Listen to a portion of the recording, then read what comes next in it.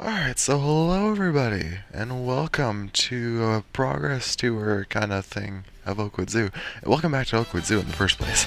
Because it's been a few weeks since, because it's been a few weeks since our last episode. Our last episode was like 4 weeks ago. Jesus. It's in the skunk habitat.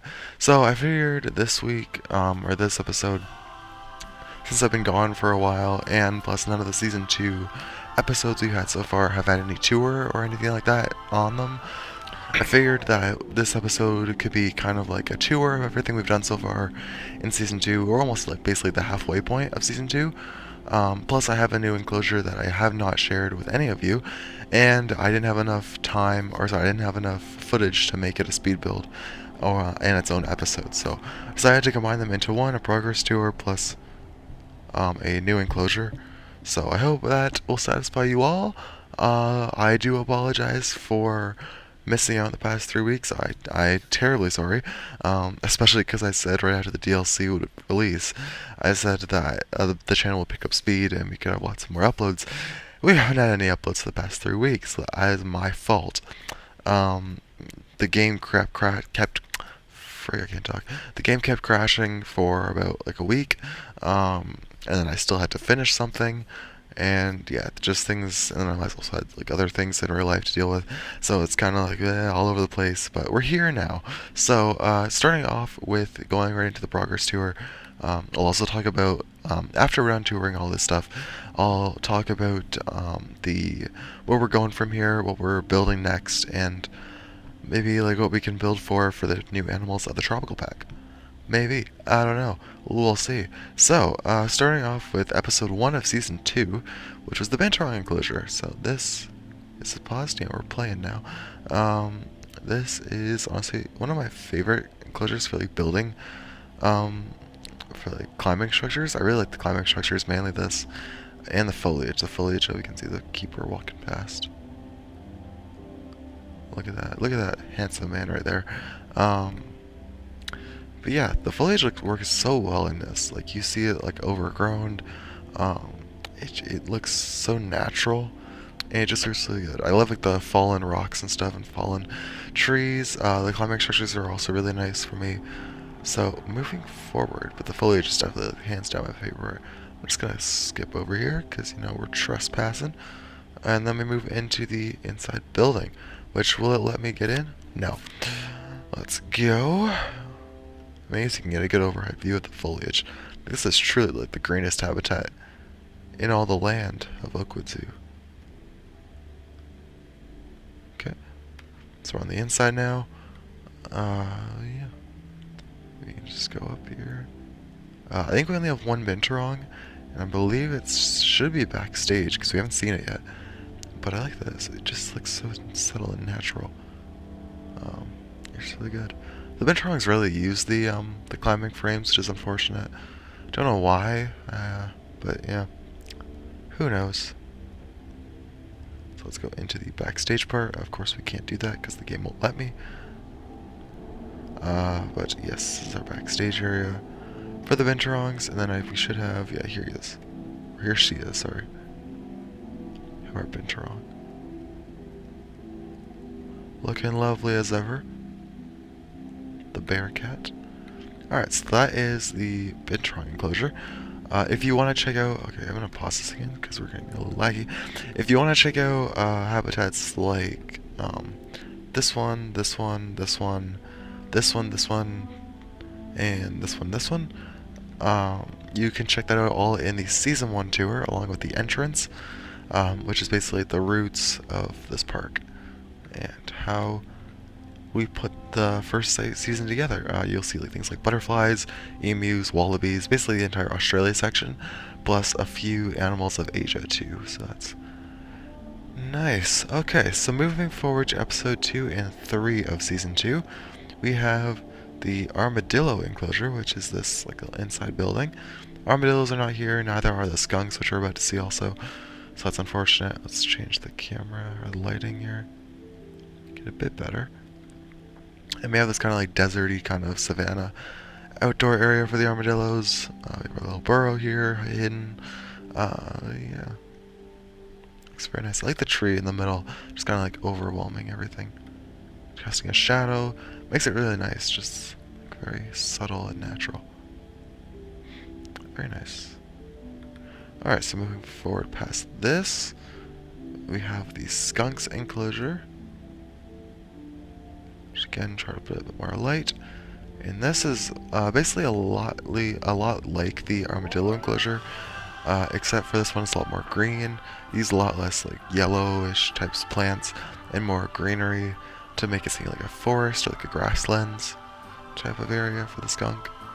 I honestly think it turned itself out pretty nicely. So moving on, we're gonna go into the backstage, or sorry, the indoor area for the skunks.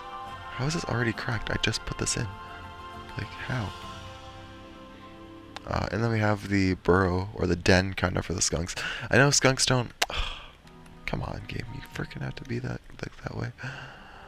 Okay, I know skunks don't hibernate or anything like that, but this is kind of like where they go to get warm, and they're just kind of like just a mulch kind of bed. Here, just like a dirt bed. Almost like a nesting grounds, kind of. And then we have the indoor, or so the backstage area for the skunks, for the very basic. The one for the armadillos is actually quite nice. If we go into here, go in here, this is honestly really nice. I like this. I put a lot more time into the backstage for this one. You have this like little counter and like kitchen to prepare food for the armadillos. And honestly, it looks really cool. And then we go past this and we go behind here. We have the backstage for the skunks. That's like the backstage room with all the materials. This is more like a backstage kind of like, look at all the boxes. This is more like just like to get into the actual outdoor habitat, because there is no way to get through the outdoor area through the building, so you have to go through around. And I think I might make a connection point from here to here. I don't know though, so yeah. Alright, so obviously, finally, let's move on to the peaceable resistance, the habitat that I have not shown any of you yet. The Lar Gibbon habitat. So, I put this like a teaser up on my Instagram and YouTube community post. By the way, I have community post advantages now. Access ability granted. Amazing. It's honestly really good though, actually, because now I can let you guys know who may not follow my Instagram. I can now let you guys know about any delays or any like upcoming sneak peeks or anything like that. Because I've been doing that recently ever since I got it. So yeah, that's really good. So I was hoping I would get that soon, because I realized too, it doesn't have, you don't have a certain amount of subscribers to get access to the community poll or the community post. You just need to get access, like they just give you access, which is really nice. So I put up a teaser of this, which is just the cage, and you guys really liked it, and we're wondering what it was. Someone had guessed Fusa, which was honestly a really good which was honestly a really good guess. It was a bit too small to be the Fusa though, so I decided to go with the Lar Gibbon. It did cross my mind to put the Fusa in, but this, honestly, is one of my favorite enclosures. Or at least the cage, like the actual enclosure part of it. Oh, too bad the sun won't shine on it, anything. I mean, that's the best we can probably do. But why is this one still standing here? This Gibbon has been like stuck here forever. There you go. Move around. Be free. Oh, this is one of my favorite like cages I've ever made, like exhibits, because like the curves of this, like this cage is really nice. I like how this like just curves over and it makes it so realistic. I don't know where that Gibbon went. I think he might be back there. Yes, he is. Hello. So there's one. I don't know where the other two are. I think there's at least two more. I don't know where the other ones are. Who knows? We'll find them eventually. There's one. These things are still really small compared to the enclosure, but somehow it says that they need more room. So I don't know. I don't know why they need more room, but whatever. This is probably one of my favorite enclosures though out of this park so far. Oh, look at him go, and look at him run. Look at him go. Go. Run. I love this so much. It looks great. I also, by the way, I'm not gonna make a full video of like the. Oh my, bro, this guy's like tap dancing on air. I'm not gonna make a full video of the tropical pack, animals and like overviews and stuff like that. But the foliage from this pack is absolutely amazing. I love it. Every single one, maybe except for the pitcher plants, I've been using nonstop. There's like this big fan kind of plant here. You have a new fern. There's like a smaller vine like this one. And then you also have. Actually, I think that's it. Those are the three main ones I've been using, and they are so useful in making tropical habitats. Like combined with the stuff we already have, it makes it look so much more lush. It just looks so much more nice. I just love it. There's another gibbon. Is that a gibbon? Oh yeah, it is. He's gonna move, or is he just gonna? Alright. Oh no, there he goes. The climbing structures are very similar to the ones I used in the Binturong. Oh, there's a second one. These are basically the same ones in the Binturong habitat. I modified them just slightly using this new ladder piece, I believe, from the tropical pack. I just recolored them to fit more with the theme because they were a bit bright at the moment. There goes a gibbon. We have a little watering hole here. This large, kind of like, I don't know what you call this, like a terrain rock formation. Like a mud wall. Oh, and we also have the white one. So I think we have a white gibbon, a black gibbon, and a brunette or brown villain. Or, I said brown villain. Brown gibbon. So there's one, two, is that another one? 1, 2, 3. I don't know if there's a fourth one. There might only be 3. I don't know. So yeah, there's that. You can see this goes into. I really wanted to do something like this, like have them go into the inside the wall, like up top, which is really cool. So let's move past here. I love this little like this kind of like vines and things I've made. The info signs. We have lots of foliage down below, making it very lush. Using the same overhang things as the armadillos. Enclosure, and then we have this backstage area. This really leads to nowhere. I just felt like it would be realistic if it would go into the actual cage, so we're gonna pretend it does. And then we have the staff bag. Oh my god, there's something smelly in here. Yeah, we're just gonna ignore that anyway. Very small area here, and then we have. Oh, I never finished this. This was supposed to have like foliage in it, which I can do in a minute. I don't know why this is.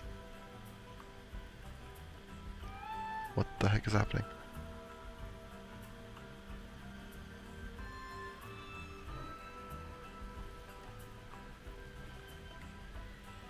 Alright, well, I don't know what is happening with that gibbon, but yeah, other than that, this looks pretty dang good.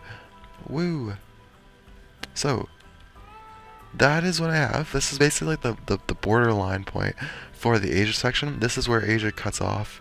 Probably this area is where Asia cuts off.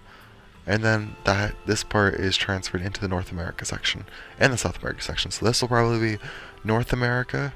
And this will probably be South America. We don't have a lot for South America. Probably like the maned wolf, the sloth, the giant anteater, maybe like the capuchin, probably some sort of monkey. If we get like coatis and things like that in a near DLC, hopefully that will be pretty good. But yeah, South America will probably be one of the smallest areas in this park. So, future plans for the channel. We'll obviously be getting, as long as the zoo continues to work and not glitch out, we will be continuing this park, obviously. Even when it did glitch out that week, it glitched out, or it didn't work for a week. And even when I tried to like, okay, well I have to figure out something, in case it doesn't work for a long period of time. And even doing that, I tried like so many different projects and stuff, and I just couldn't find the motivation to finish any of them or like work on them, because I just didn't really want to work on anything else but this project, because I'm so dedicated to this project, honestly. So, we'll be working more on this. I'll probably stick to my plans of what I listed in the Season 1 tour video. I said all the animals I'm going to add in Season 2. We have like probably like the red fox, the Arctic fox to add. The moose is what this like big enclosure is over here. We have two more like Asian water two more Asian hoofstock creatures to add to the side area, because that's what this kind of outline is. This is gonna be like the hoofstock, and on the inside we'll have a couple more Asian animals. Yeah, and then this big area over here obviously is gonna be Africa, which is gonna take up a lot of room. Um, but yeah, outside of this park, which again this park will be going every week Fridays. Hopefully it should be.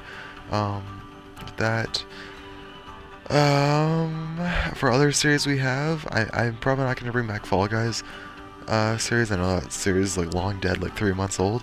If the game gets revived and actually is kind of fun to play again, maybe I'll make another few more compilations or compilations. If not, yeah, well, I will. The second episode of the Prehistoric Kingdom documentary series will be coming out. The what is it called? Oh, what did I make it? I think it's like Prehistoric Pursuit, I believe, or is it something else? I think it's Dinosaur Survival, actually. Dinosaur Survival. Episode 2 is of that is coming out. I already had the footage. I just gotta put it together into a video. So that'll hopefully be coming out in the next couple weeks. Jurassic Evolution 2 content, probably. I'm also gonna go the same direction. Either a documentary style, which probably won't come right away, but I think I also will probably do like a I'll probably do. I honestly don't know.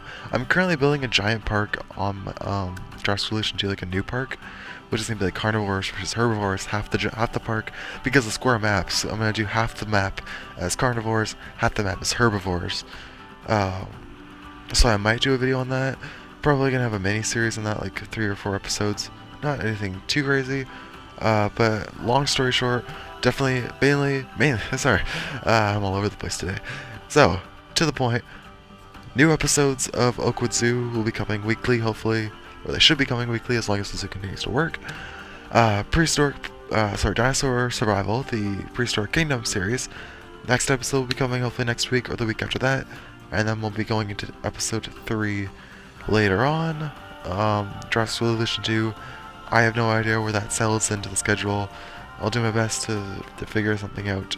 But in the meantime, and I hope you all enjoy. If you did enjoy this video, I recommend to check out our other videos. If you want to see speed builds on all of these different builds of the park, you can check it out on a playlist.